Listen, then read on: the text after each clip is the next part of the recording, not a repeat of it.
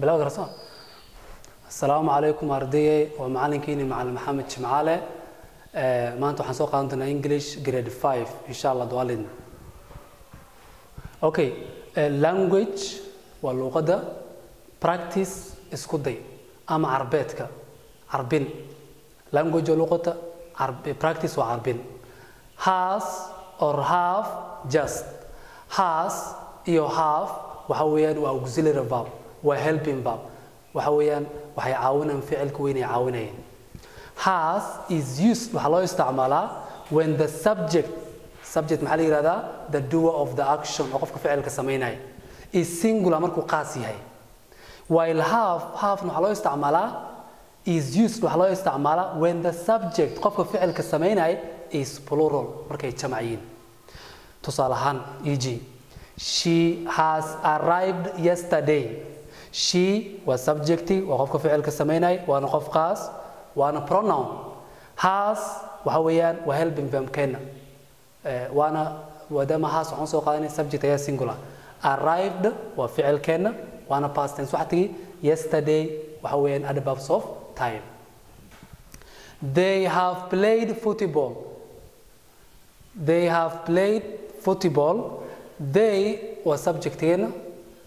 وأنا plural وجمع ما هنسوق هذا have played وفعل كان وpast tense واحد تيجي football وobject أوكي قيبتنا بالله بينا have or has can be used وحكر الله استعمالي كرا with the past participle form of another verb وحكر الله استعمالي كرا مركو فعل كي هاي واحد تيجي markaan kala qaadna ficilka markuu wax yahay laba aan kala qaadina waa regular verb iyo irregular verb regular verb markay tahay waxa la raacinaa haday ii dambayso dii aad raacinaysaa haday waxba dambayn ed la raacinaa laakiin markay tahay irregular verb waxa weeyaan waxay leedahay past tense iyo past participle waxa weeyaan id waa 105 sida lagu qaybaa okay of another verb to create waxay abuurayeen the present perfect tense present waa iminka perfect or waqtiga tense or waqtiga for example the writer wa kan wax qoro has just wa iminka just marka waxa loo isticmaalaa just waxa weeyaan waa marka waxa loo isticmaalaa